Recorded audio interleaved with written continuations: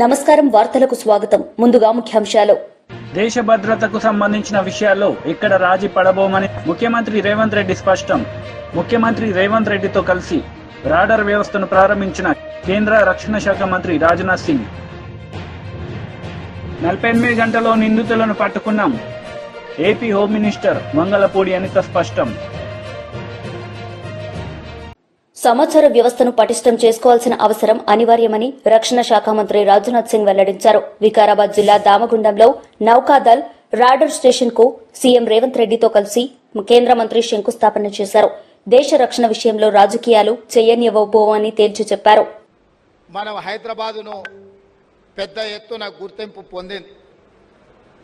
ముఖ్యంగా మన నగరానికి, మన రాష్ట్రానికి 3 వైపుల సముద్రం ఉన్నది.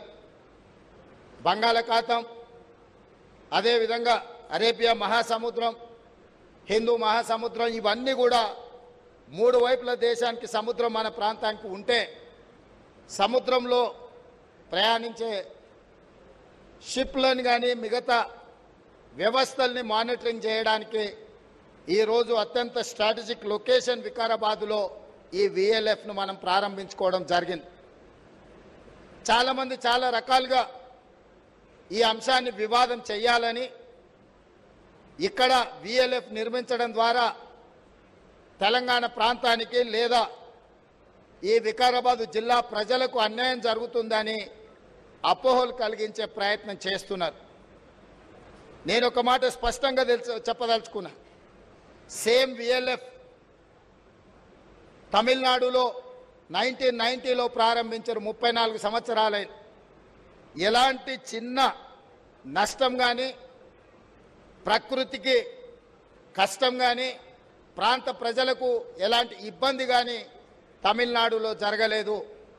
ఇవాళ దేశంలో 2వ విఎల్ఎఫ్ వికారాబాద్ ప్రాంతంలో, మన ప్రాంతంలో రావడం, ఈ ప్రాంతానికి గడ్డం ప్రసాద్ కుమార్ గారు స్పీకర్ గారు ప్రాతినిధ్యం వహించడం, ఈ జిల్లాకు ముఖ్యమంత్రిగా నేను ప్రాతినిధ్యం వహించడం, మన హయాంలో ఇంత మంచి కార్యక్రమాన్ని తీసుకొని ఈ ప్రారంభోత్సవ కార్యక్రమానికి రాజ్నాథ్ సింగ్ గారే స్వయంగా రావడము, ఈ ప్రాజెక్టు యొక్క ప్రాధాన్యత తెలంగాణ సమాజం గుర్తించాలి. వివాదాలకు తెరలేపుతున్న వాళ్ళు దేశ భద్రత గురించి, దేశ రక్షణ గురించి ఆలోచన చేయాలి. कड़ी मेहनत, यहाँ के लोगों का कड़ा परिश्रम, मुझे कई मौकों पर तेलंगाना आने का अवसर मिलता रहता है और यहाँ के लोगों से बातचीत करने का भी अवसर मिलता रहता है. इसके अलावा रक्षा मंत्रालय में या फिर आर्म्ड फोर्सेस में भी तेलंगाना के कई अधिकारियों से मुझे बातचीत करने का समय समय पर अवसर मिलता रहता है. तो मैं उनमें एक चीज जरूर देखता हूं, वह देखता हूं उनकी हार्ड वर्किंग, उनकी कड़ी मेहनत. इस क्षेत्र के लोगों के अंदर काम करने के प्रति गजब की कर्मठता देखने को मिलती है. इसलिए इस क्षेत्र के लोग भी अभिनंदन के पात्र हैं. मैं मुख्यमंत्री श्रीमान रेवंत रेड्डी जी से कहना चाहूंगा कि आप बड़े भाग्यशाली हैं कि आप इतने मेहनती लोगों का प्रतिनिधित्व कर रहे हैं और आप यहाँ के मुख्यमंत्री हैं. साथियों, जब यह वेरी लो फ्रीक्वेंसी स्टेशन अपने निर्माण के बाद यह काम करना प्रारंभ कर देगा, यानी जब फंक्शनल हो जाएगा, तो हमारे मैरीटाइम फोर्सेज के लिए अनेक दृष्टि से यह बहुत ही महत्वपूर्ण सिद्ध होगा. मेरी नज़र में इस प्रकार के हाई टेक इंफ्रास्ट्रक्चर सिर्फ एक मिलिट्री इस्टेब्लिशमेंट ही नहीं होते, बल्कि इनका स्ट्रेटेजिक रोल, रणनीतिक भूमिका इन्हें नेशनल इंपॉर्टेंस का स्वाभाविक रूप से दर्जा देती है.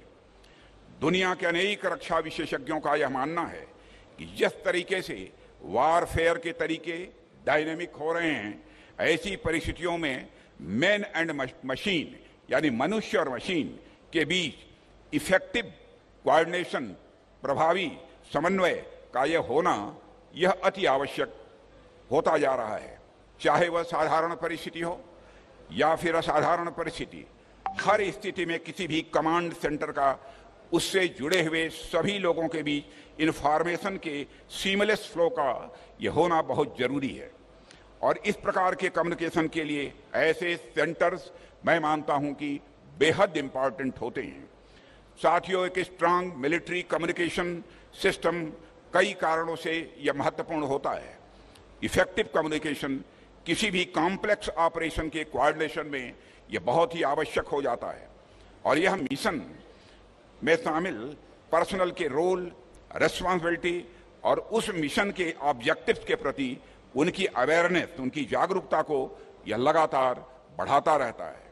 एक क्लियर और सिक्योर कम्युनिकेशन चैनल न केवल टाइमली और इफेक्टिव डिसीजन मेकिंग में वह मदद करता है, बल्कि कमांड के ऑर्डर्स को फील्ड फॉर्मेशन तक पहुंचाने और सबऑर्डिनेट से फीडबैक प्राप्त करने के लिए भी यह एक महत्वपूर्ण माध्यम होता है। साथियों, दूसरी ओर जब सोल्जर्स अपने को पूरी तरह से इन्फॉर्म्ड और इंक्लूडेड पाते हैं तो उनके मोरल और यूनिटी को बहुत ही बढ़ावा मिलता है। किसी भी युद्ध स्थल या ऑपरेशनल एनवायरनमेंट में यदि पूरी इंफॉर्मेशन अवेलेबल हो तो इसका सेफ्टी और स्टडी दोनों पर काफी पॉजिटिव इम्पैक्ट होता है। इन सब बातों के अलावा क्राइसिस मैनेजमेंट की अवस्था में एक क्लियर कम्युनिकेशन चैनल तो एक रामबाण की तरह यह काम करता है और ऐसा तब और यह आवश्यक हो जाता है जब सिचुएशन बहुत ही डायनेमिक हो, यानी बहुत సత్యసాయి జిల్లాలో అత్తాకోడలపై అత్యాచార ఘటన బాధాకరం. కేసును ఛాలెంజ్ గా తీసుకున్నాం. 48 గంటల్లో నిందితులను పట్టుకున్నామని AP home minister Vangalapudi Anitha తెలిపారు. మహిళా భద్రత విషయంలో రాజీపడే ఆలోచన లేదని అన్నారు. టెక్నాలజీ ఆధారంగా నిందితులను పట్టుకున్నామని ఆమె తెలిపారు. అయితే ఈ రోజు మన సత్యసాయి జిల్లాలో జరిగిన సంఘటన చూస్తే టెక్నాలజీని బేస్ చేసుకుని వాళ్ళు సీసీ కెమెరాస్ బద్దలుగొట్టినా కూడా టెక్నాలజీ బేస్ తో వాళ్ళు ఎక్కడెక్కడ ఉన్నారు, వాళ్ళు ఏం చేస్తున్నారని వివిధ ప్లేసుల్లో వాళ్ళందరినీ కూడా దగ్గర 200 కిలోమీటర్లు చేస్ చేసి పోలీస్ డిపార్ట్మెంట్ వాళ్ళందరూ కూడా కొండలు గుట్టలు కూడా ఎక్కి వాళ్ళు ఓవరాల్ గా 48 అవర్స్ లో 5 నిందితుల్ని పట్టుకోవడం జరిగింది. వాళ్ళందరినీ కూడా రిమాండ్ కూడా పంపించడం జరిగింది. అందులో ఒక 3 మైనర్లు ఉన్నారు. విషయం చూస్తే నిజంగా చాలా ఆశ్చర్యకరమైన సంఘటన ఏంటంటే వాళ్ళ మీద కేసులు ఇంచుమించుగా 32 కేసులు ఒక అతని మీద ఉన్నాయి. అందులో అవన్నీ కూడా దొంగతనం కేసులే. అంటే దొంగతనం అంటే వీళ్ళు రిపీటెడ్ గా చేసే పరిస్థితులు, దొంగతనం రిపీటెడ్ గా చేసే పరిస్థితులు ఉన్న నేర చరిత్ర కలిగిన వ్యక్తులు. ఇటువంటి వ్యక్తుల్ని అతి చాకచక్యంగా within days 48 hours within hours లోనే పట్టుకుని ఈ రోజు రిమాండ్ కి పంపించిన పరిస్థితి. అంటే ఇక్కడతో ఇది ఆగకూడదు. డెఫినెట్ గా ఎవరైతే అఘాయిత్యం చేశారో ఆ నిందితుడికి శిక్ష పడాలి అని ఒకే ఉద్దేశంతో గౌరవ సీఎం గారు ఒక నిర్ణయం కూడా తీసుకోవడం జరిగింది. ఈ రోజు ప్రత్యేకమైన ఒక కోర్టుకి, ఒక ఫాస్ట్ ట్రాక్ కోర్టుని కావాలి అని చెప్పి ఈ రోజు హైకోర్టుకి కూడా గవర్నమెంట్ ఈ రోజు రాయడం జరుగుతుంది. అంటే విషయం ఏంటంటే ఎస్పెషల్లీ ఈ కేసు నిమిత్తం, అదేవిధంగా బాపట్లలోనే ఒక సామూహిక అత్యాచారం చేసి చంపేసిన ఒక సంఘటన మనందరికీ కూడా తెలుసు. ఆ 2 కేసుల్ని కూడా ఈ ప్రత్యేక కోర్టుకి అప్పచెప్పి యాజ్ ఎర్లీ యాజ్ పాసిబుల్ నిందితులకి శిక్ష పడే ఏర్పాటు చేయాలి అన్నది ఈరోజు గవర్నమెంట్ తీసుకున్న అతి ముఖ్యమైన నిర్ణయం. అంటే ఈ స్పెషల్ కోర్టును తీసుకొచ్చి, మనకి పర్టికులర్ గా స్పెషల్ కోర్టును తీసుకొచ్చి తొందరగా నిందితులకి శిక్ష పడే ఏర్పాటు చేయాలి అన్నది ప్రభుత్వం తాలూకా ఆలోచన.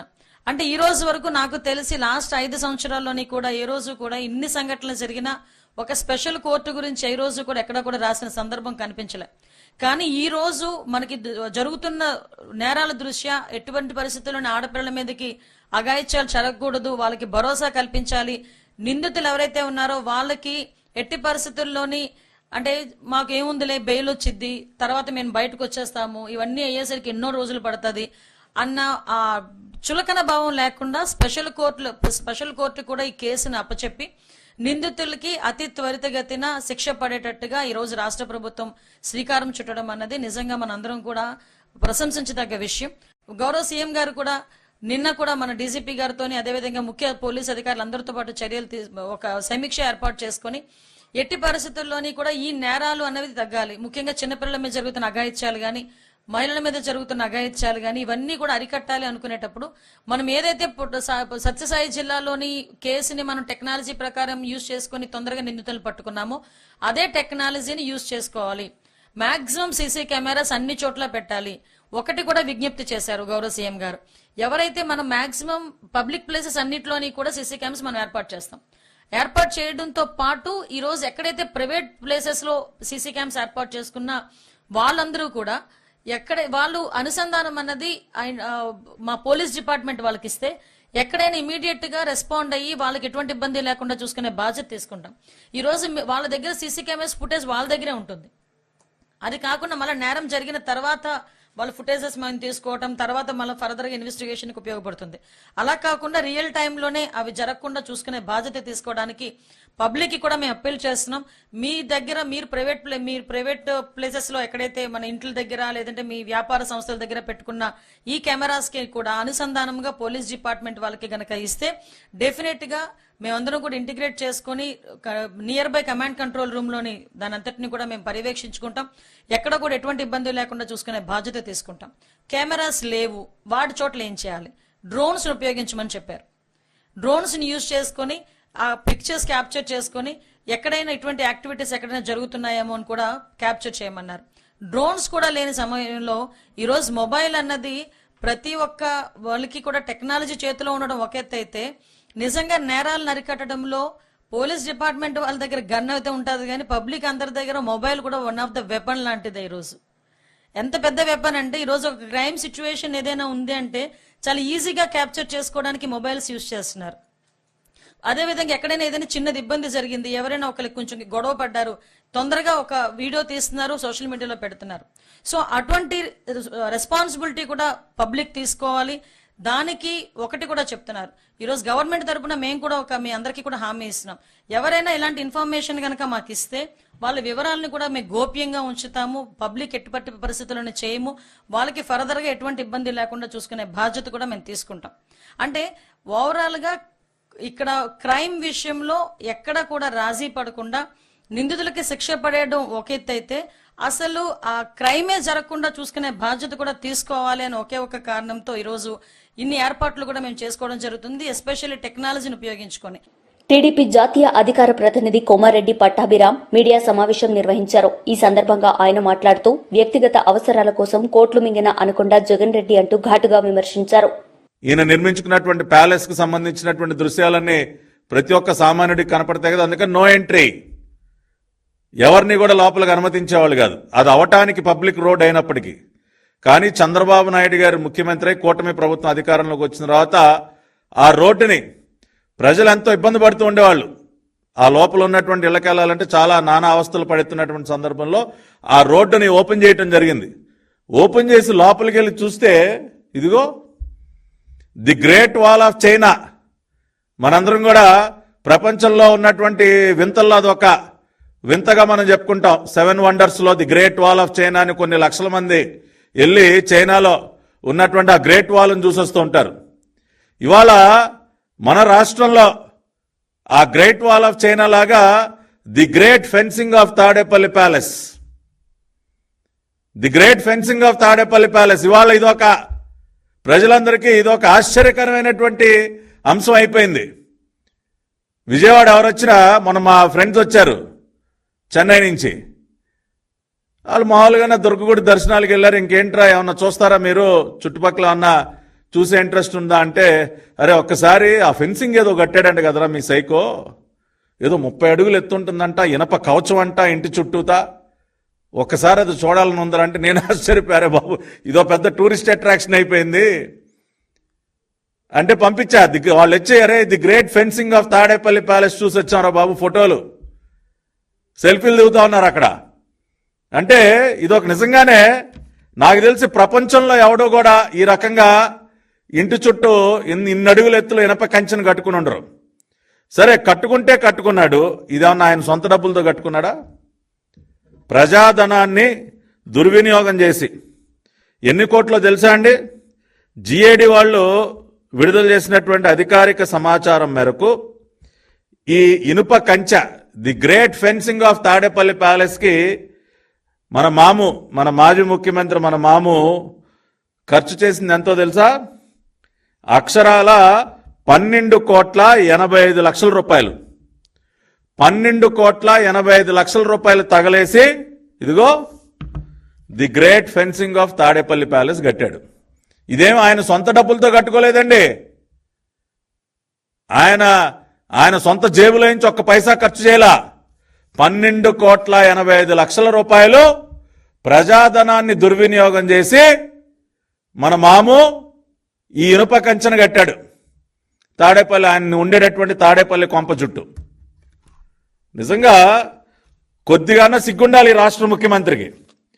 ఈయన గారు చేసినటువంటి అరాచకాలు నేను చెప్పా కదా, ఇదిగోండి. అమరారెడ్డి కాలనీ వాసుల ఇళ్లు ధ్వంసం, భద్రత పేరుతో ఇళ్లను కూల్చిన జగన్ సర్కార్. ఆయన ఇంటి పక్కనే అమరారెడ్డి కాలనీ వాసులు నిజంగా ఆ రోజున వాళ్ళ వ్యధ చూసిన వారికి ఎవరికైనా కళ్ళెంట నీళ్లు వచ్చాయి.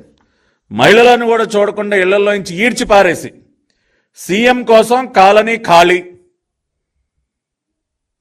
ఇది ఎక్కడైనా ఒక ముఖ్యమంత్రి తన ప్యాలెస్ కోసం ఆయనకు వచ్చినటువంటి ఇబ్బంది ఏంటండి?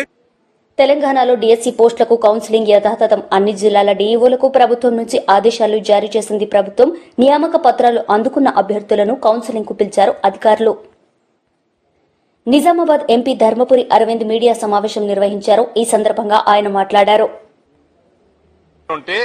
ట్రాఫిక్ అంత లేకుండా 2 లేన్ శాంక్షన్ అయ్యి ఉంటే ఫస్ట్ కవిత గారి టైంలో, దానికి నేను ఎంపీ అయినాక ట్రాఫిక్ బంద్ చేయించి బైపాస్ రోడ్ది మొత్తం మెయిన్ రోడ్ మీదకి వెళ్ళిపోయేటట్టు చేసి ట్రాఫిక్ ఎక్కువ వచ్చేటట్టు కనబడేటట్టు చేసి 4 లేన్లు చేయించినాం. దాన్ని 4 లేన్లు చేయించి ఇది 50-50 బడ్జెట్ సెంటర్ స్టేట్. ఈ పని 93 కోట్ల ఎస్టిమేట్. దానికి ఇప్పుడు రివైజ్డ్ 103 కోట్లు అయింది. 10 కోట్లు ఎస్టిమేటు రివైజ్ చేసి సబ్మిట్ చేసి ఏప్రిల్ 2024లో చేసిర్రు. కాంగ్రెస్ అధ్యక్షులు గారికి ఇవన్నీ మీరు నోట్ చేసుకోండి. ఏప్రిల్ 2024లో 10 కోట్ల రివైజ్డ్ ఎస్టిమేట్ పంపించిండ్రు. స్టేట్ గవర్నమెంట్ శాంక్షన్ చేయాలి.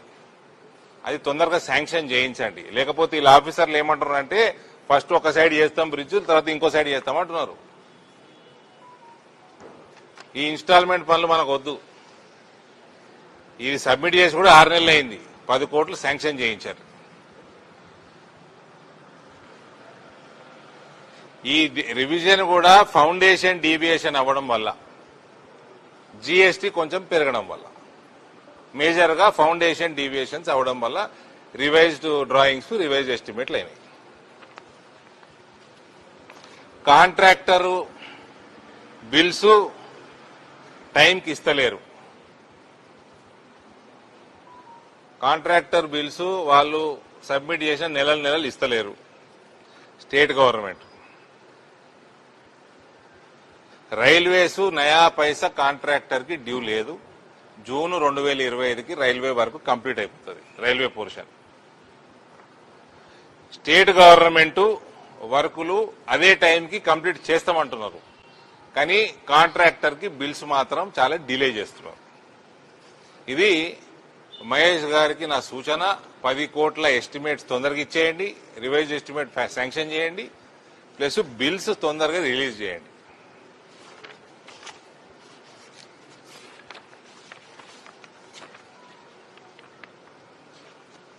అరసపల్లి 135.9 కోట్లు, ఇందులో దాదాపు 95% పైన సెంట్రల్ గవర్నమెంట్ ఫండే.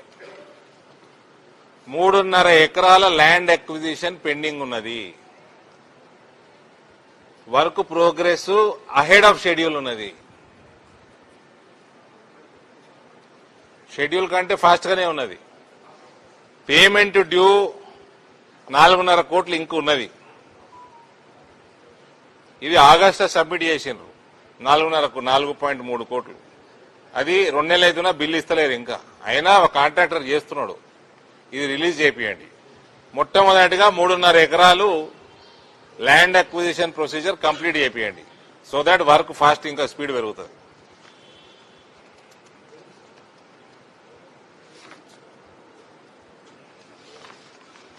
వీళ్ళు ముస్లిం ఏరియా అంటే ఇంట్రెస్ట్ కూడా ఎక్కువ చూపిస్తారు. అదే ఇంట్రెస్ట్ మాధవనగర్ మీద చూపెట్టుంది.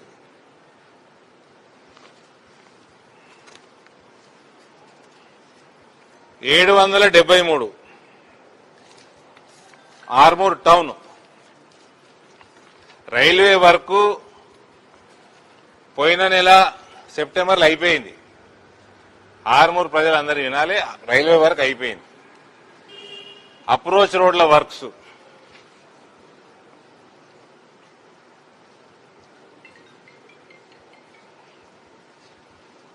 ఇది మొత్తం 37 కోట్ల వర్క్. ఇది అప్రోచ్ రోడ్ల వర్కులు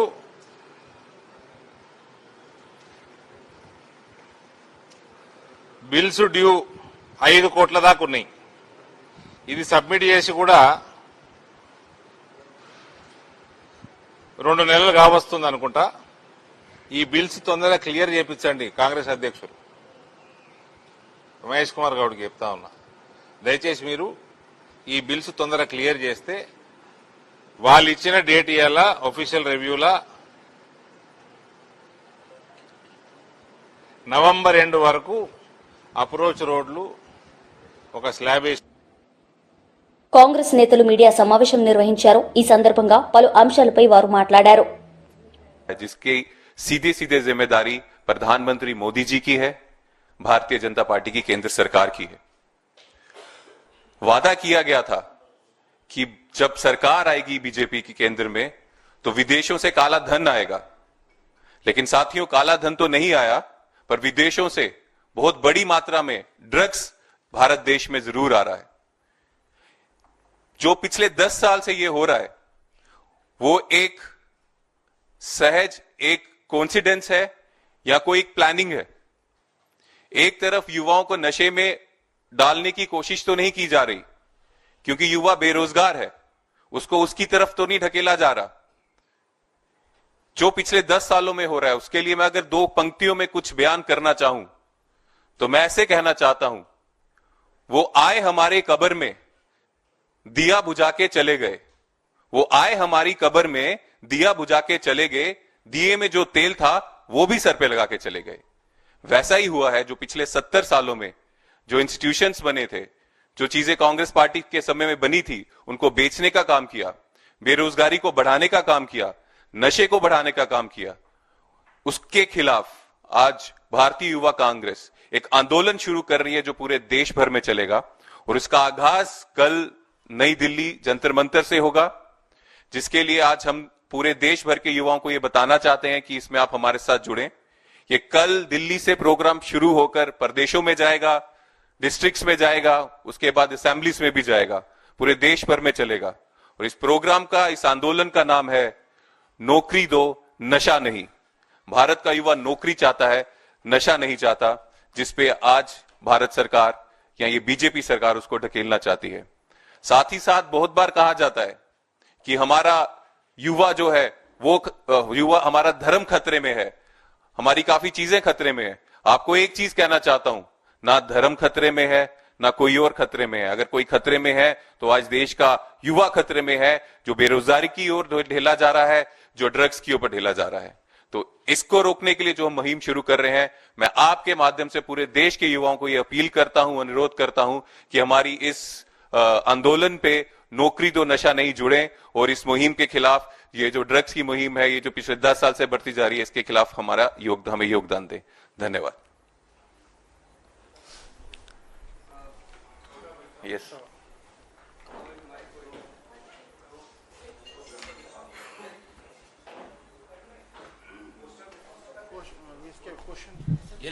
अगर कोई सवाल नहीं है तो हम पूछ सकते। మాజీ మంత్రి గుడివాడ అమర్నాథ్ మీడియా సమావేశం నిర్వహించారు. ఈ సందర్భంగా టీడీపీ నాయకులపై ఆయన మండిపడ్డారు. ప్రజలకు చెప్పాడు, అందరూ అనుకున్నది ఏంటంటే సంపద సృష్టి అంటే రాష్ట్ర ప్రభుత్వానికి, రాష్ట్రంలో ఉన్నటువంటి పేదవాడికి సంపద సృష్టిస్తారు ఈ నాయకుడు చంద్రబాబు నాయుడు గారు అని చెప్పి అందరూ అనుకున్నారు.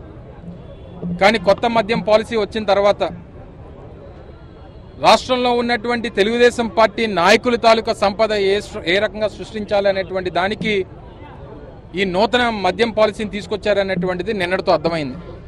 ఎందుకంటే పెద్ద ఎత్తున నిన్న జరిగినటువంటి అలాట్మెంట్స్లో రాష్ట్ర వ్యాప్తంగా అన్ని కేంద్రాల్లో కూడా తెలుగుదేశం పార్టీకి సంబంధించినటువంటి నాయకులకి, తెలుగుదేశం పార్టీకి సంబంధించినటువంటి కార్యకర్తలకి, ముఖ్యంగా రాష్ట్రంలో ఉన్నటువంటి తెలుగుదేశం పార్టీకి సంబంధించినటువంటి, అలాగే కూటమి ప్రభుత్వానికి సంబంధించినటువంటి ప్రజాప్రతినిధుల కనుసన్నల్లో ఏ రకంగా కేటాయింపులు జరిగినాయో మనందరం కూడా చూసాం.